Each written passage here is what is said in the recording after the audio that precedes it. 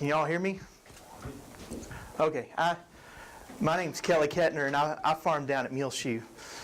And I've been doing this soil health and cover crop thing for really hard over 10 years now. So I've got some fields that, I'm going to say my longest field that I had never plowed has been, I think 04 was the last time I put a piece iron in it. So I kind of give y'all some ideas of how long I've been doing this.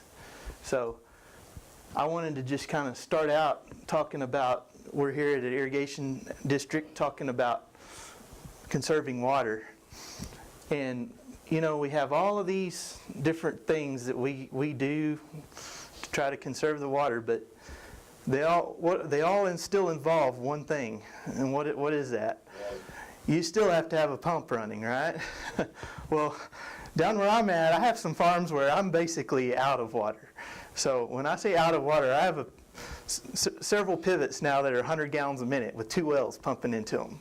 So it's hard to do much with that. So anyway, and so that's when when my water really started to drop, that's when I really started paying more attention to what can I do other than these things that I have listed up here. What can I do on my farm just to make this water go further and conserve it?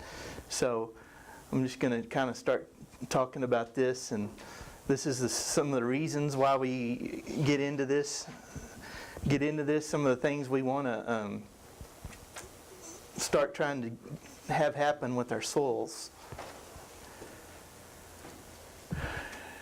These are some of the benefits you get by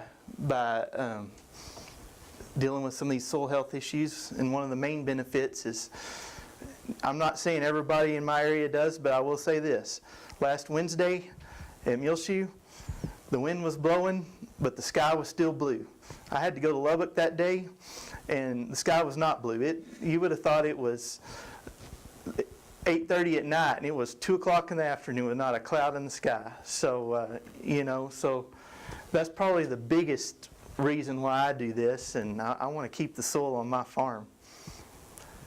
So, I don't know if all of y'all have heard this, but it all boils down to these 5 soil health principles. And these are very important. And I mean, if y'all all have these slides here in your notebook, but if you really follow this soil health movement, it all comes down to this. If you want to get your soil to doing some things that it's never done before, you need to follow these 5 soil health principles. The last one, for me, that was probably the hardest, was this very bottom one, integrating animals into the system. And I grew up, for y'all that don't know me, I grew up in Central Texas. I actually grew up on a ranch, but my family farmed peanuts. And we had small acreage, little 20-acre fields of irrigation, and I just loved the farming and I hated the animals. And I came to Tech and I got my degree, and I said I didn't ever want to go back to mess with animals. I wanted to farm cotton. So that's kind of how I'm wired. And then now here I am, I'm finding myself bringing animals back in, and I'm having to become a rancher, and I'm actually, I hate to say this, but they're kind of starting to grow on me. So anyway, but we'll go through these. So we don't want to plow the soil. We want to use cover crops. We want to try to have a living root at all times. And I subscribe to this. I try to subscribe to this even on dry land. I used to distinguish, I'd manage my irrigated this way and I'd manage my dry land this way. But I treat it all the same. So I try to have a living root at all times. I use rotation, and I try to keep residue on the ground. And I noticed a lot of cotton up here, and cotton is the one that's the toughest on really both of these, because when you look at the economics of cotton, especially where I live, sometimes this crop rotation means planting a crop that's not worth as much money as planting a cotton crop. And then the other one is keeping this residue. If you plant cotton, you're going to mine a lot of that residue on your soil. But I've just tried to work out a rotation and bring in these cover crops and different things to try to mitigate the effects that cotton does to my land. So we kind of go through this. So, you know, the not plowing, we build a better structure and we increased our infiltration. But let's look at this field right here. This is a great example. So this is a field of cotton stalks. And that field is not plowed, right? But does that look like healthy soil? Is the water going to infiltrate in that ground any faster? I mean, you might as well go out there with the biggest ripper you can find, because your infiltration is going to be the same with either one of those. So you know, that's where I talk about those 5 soil health principles. We've got to kind of follow all of them to make it work. If we neglect one of those, then you're really throwing a wrench into the whole system. We want this soil armor. So we talk about cotton. This is a field where I just planted my cotton in this field. I actually was out there digging, trying to see where my cotton placement was. But that's how the soil looks. I had corn the year before, so you can see my corn stalks. And then as soon as I'm done harvesting the corn, we're planting rye and radish and all kinds of mixtures of soil cover crops, and let that grow, and we terminate them and plant cotton. But that's how I want that soil to look when I'm planting. Crop rotation. Like I said, sometimes economics makes that tough, but we've got to have these different type root systems. That's what's adding to the microbes and feeding them and making the whole system work out. So you can see my freshly planted cotton. This was a field of sorghum. So I had sorghum the year before. Once again, I'm back in there planting rye. You can see the dead rye where I terminated, and then I'm planting cotton there, and you can see my cotton just starting to emerge. So that's how, hopefully, I want every farm to look like this. I don't always get it to look this pretty, but this is the goal. And then bringing the animals in. So, you know, we plant these cover crops, and, you know, a lot of people say, well, you know, you go and you price your cover crop blends at your local fertilizer or seed dealer, and you're like, you know, these cover crops are like $30 an acre, and you're like, that's expensive. How are we going to get some money back from that? Well, I'll show you how I get it back to those animals. So I run cattle on my cover crops in the wintertime. I've been starting to get in the sheep business, just to add diversity, not just from what I'm growing, but also the different types of animals, because these sheep are going to eat something different than these cattle are. So anyway, so that's what we're trying to do, to maybe bring a little income stream to planting these covers. So these are some of the benefits. You know, the cover crops create a mulch to protect the surface, and they can create that diversity of, like, bringing in beneficial insects, and they can help you to not have to keep spraying all the time with your weeds and stuff. But this is a field. So this was a field where I harvested wheat, to give you a comparison. So, and as soon as I was out of the field with my combine, I'm in there with the drill, and this happened to be a year where we had good moisture. And look at what I grew. This picture was probably taken around the 1st of September. So I have sorghum Sudan grass. There's some of these smaller ones, heads are millet, I think.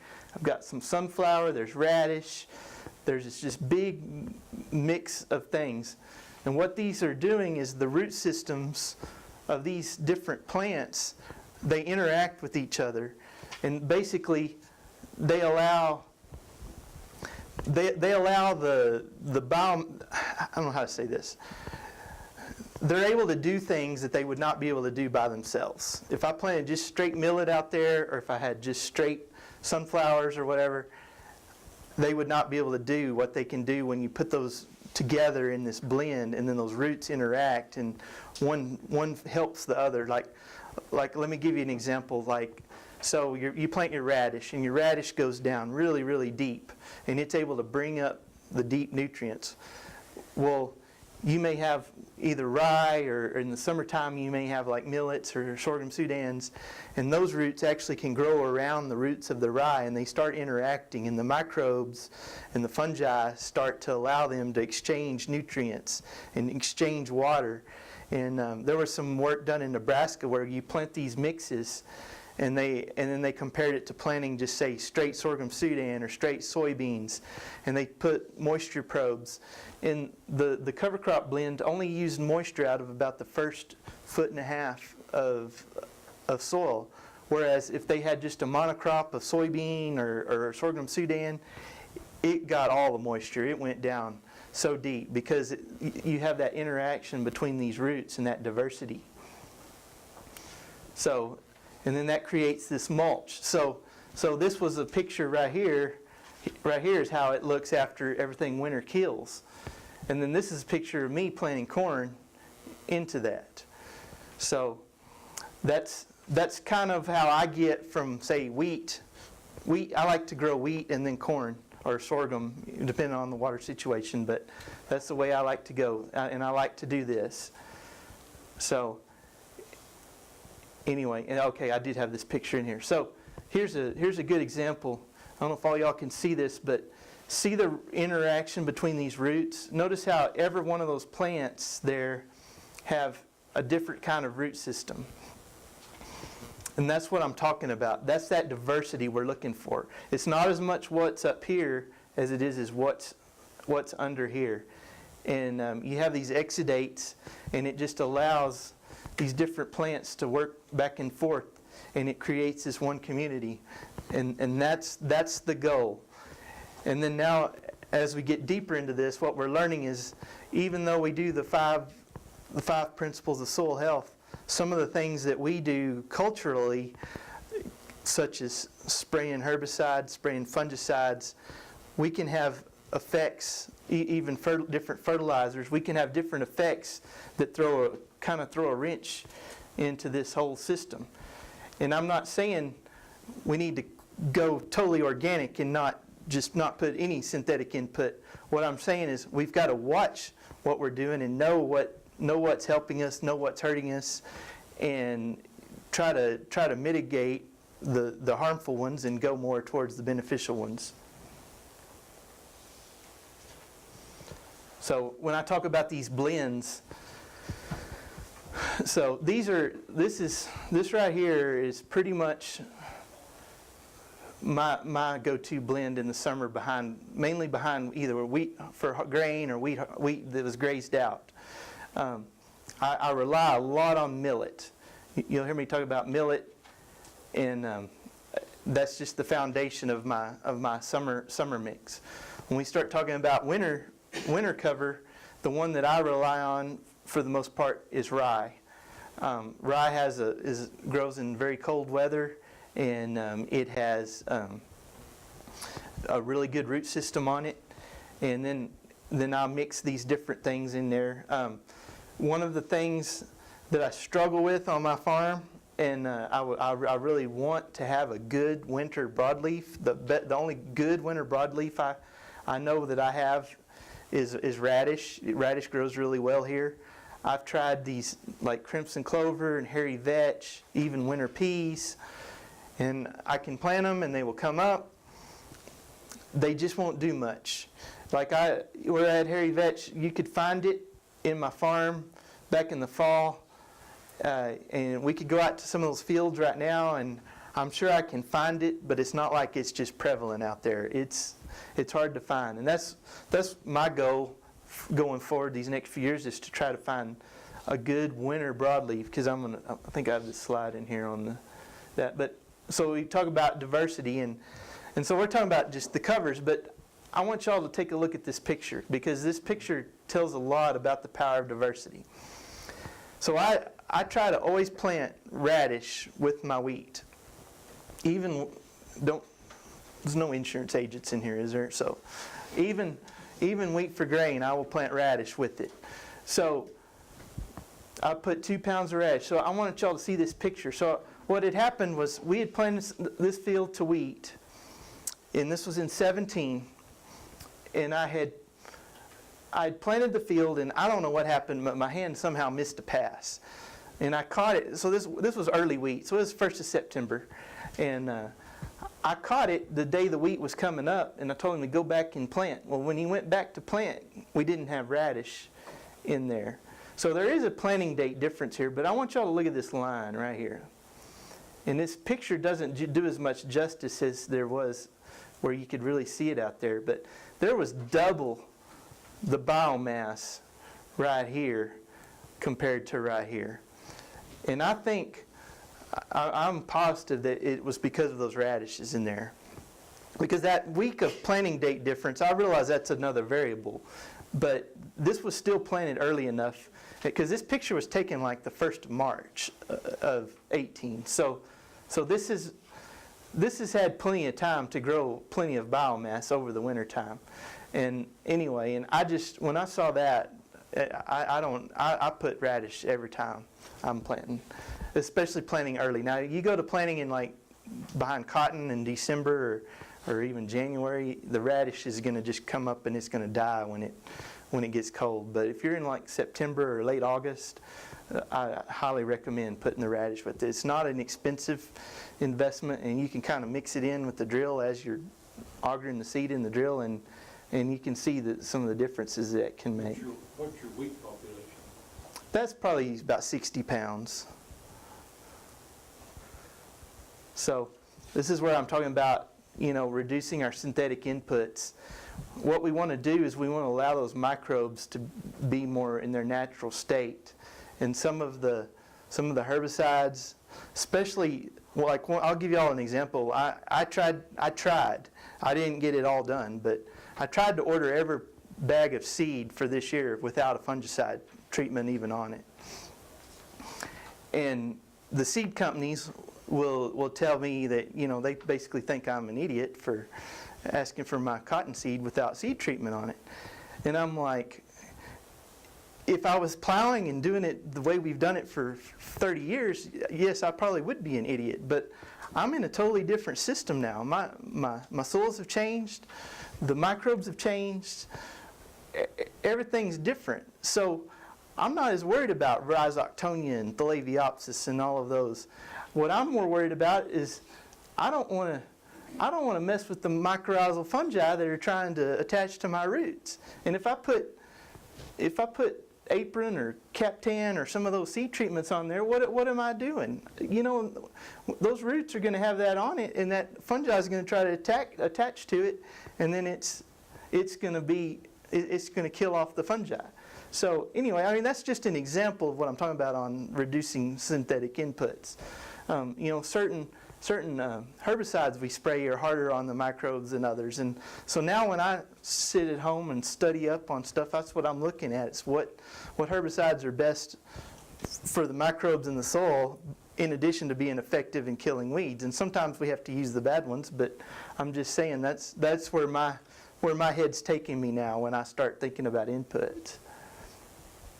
And we want to fill the void. We want to have all 4 types of plants. Basically, the thing we want to think about is what did this land look like before humans were ever here?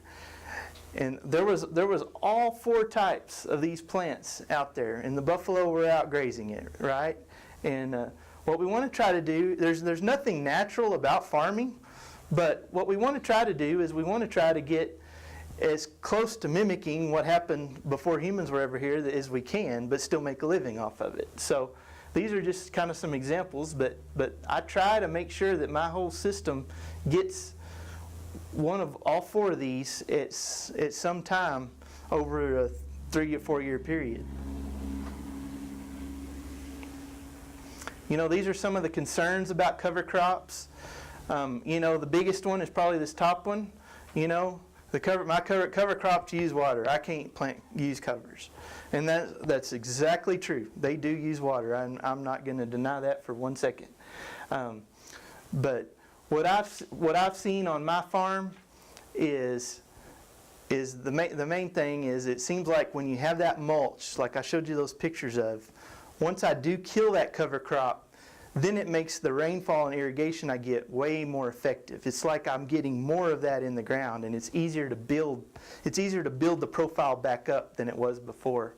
And I think, this is what I was going to say. I have this. So this is an example. So I planted some corn the year we had this AquaSpy probe in some rye.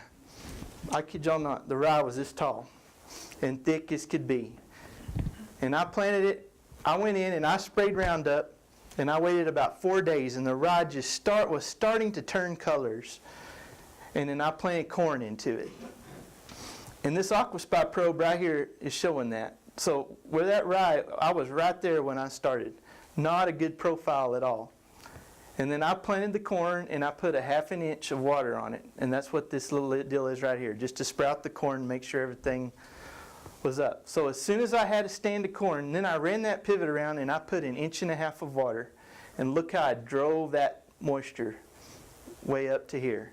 And that's what I'm talking about. I'm talking about that. Once you have that mulch there, it's just easier to get your profile built up. Or if you were in a dryland scenario, if you had 1 inch of rain, it would do the same thing.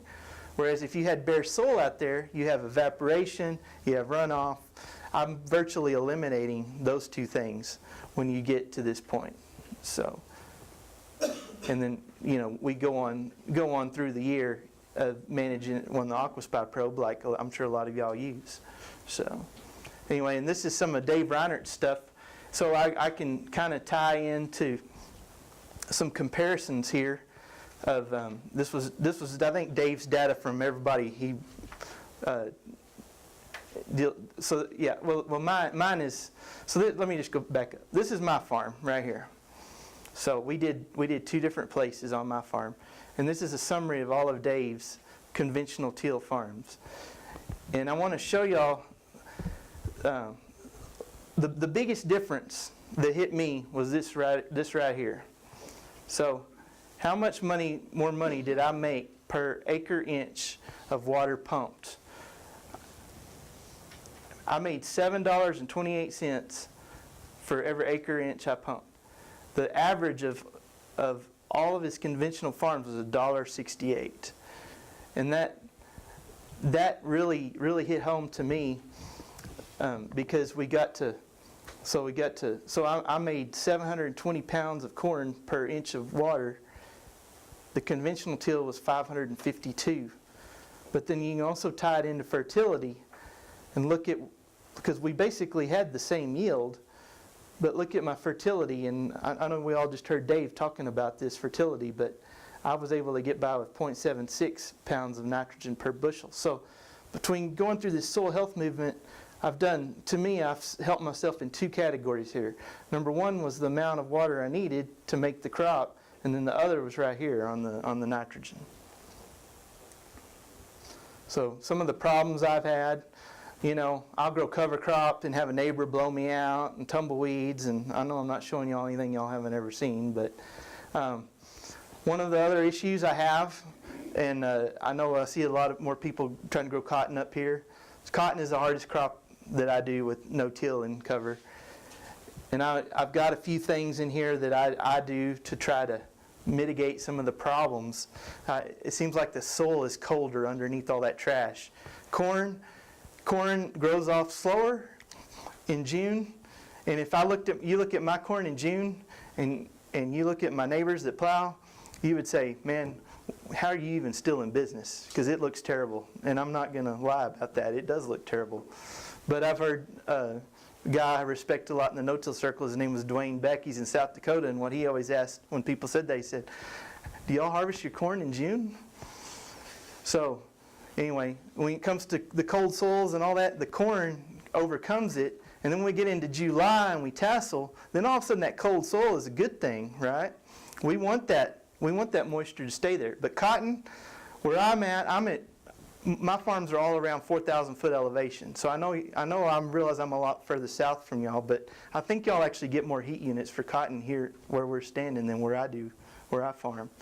So I've come up with a couple of strategies, and if you want to go to growing cotton with these higher residue rates, probably these are just some things that you can do to maybe help mitigate some of the effects you have. Number 1 is to have some winter cover and have some broadleaves in there, because when those broadleaves die, they kind of turn black, and that black helps absorb sunlight. So that helps to warm up the soil. The other thing I do is I don't plant as early as I used to when I was conventional farming. The other thing I do that a lot of people tell you don't do is be aggressive with those row cleaners. I do try to peel a black strip for that cotton. On my corn, my row cleaners are not even touching the ground, but I try to make it black to help warm that soil up, get that stuff going. Starter fertilizer can help. The other thing that I've learned helps a lot, and it's taken me a while to finally learn this, is using the growth regulators in the cotton. What will happen is that cotton, it just sits there, and it sits there because the soil's cold and it doesn't want to grow. And then you get into July and the temperatures warm up, and then it starts to grow. And I've learned if I'm more aggressive with the growth regulators on the cotton, like in July, that seems to hold that plant back and get it more into that fruiting mode than what it would be if I used to not use a lot of growth regulators, but I've started using them a lot more. And then the other thing you can do to help is just graze the winter cover.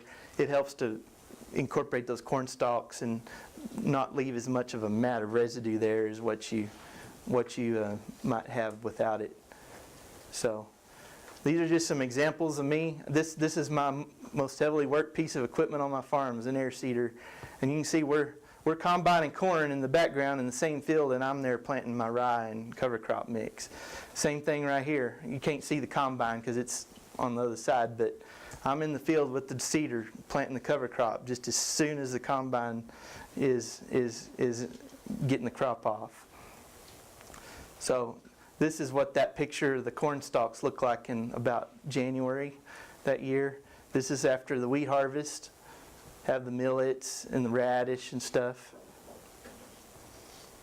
This is what my cotton stalks, what I try to have them looking like about this time of year. You know, I still have a little bit of the old residue there. I have a green rye growing there, so that's creating that life for those microbes. And you still see my old cotton stalk there. That's how I want my cotton fields to look right now. This is what it looks like during the summer after we've had it planted. This is a picture of just me planting some corn. That aquaspy graph I showed y'all, this was from that field. So I'm planting this corn into this rye, and you can still see there's a tint of green to the rye. I haven't got brave enough to just completely plant green, but I'll push it like that. And then this corn right here that corn is like at V6, so it's like 2.5 feet tall, and it's just starting to peek out above that rye canopy. So. Any questions? Do you have issues with volunteer the following year, like say sunflower or millet, going to seed and becoming a volunteer then? I can.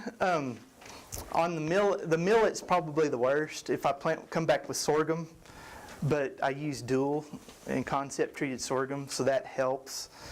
But I will tell you this: I'm getting to the point where I almost am ready to start intercropping anyway. So that millet that I used to view as a weed, now I view it as diversity. So anyway, and I know you can't have too much of that, but a little bit of it doesn't bother me anymore. So. Have you tried purple top turnips for your winter? Yes. So. Did they work? Yeah, they do okay. So I really like those winter broadleaves. The only time I've ever had any luck out of them is when I'm planting them behind wheat harvest. So I'm planting them in like June or early July, and they'll get big, and those turnips will have those leaves that are, this wide, and the cattle love them, and the sheep love them too. So. Have you tried forage collards? Never have tried those. So. How do you do the starter fertilizer? What do you mean? How do I do it? Like. You put it in furrow? Yes. With cotton? Yes. My crop consultant hasn't ever let me do that. Well. What are you putting there? Well, I'm putting down like 1034 or and then there's some of these microbial products out that I put with it and stuff too. So. How much 1034? Like 2 or 3 gallons. So anyway. Okay, we're going to cut it off here. Just because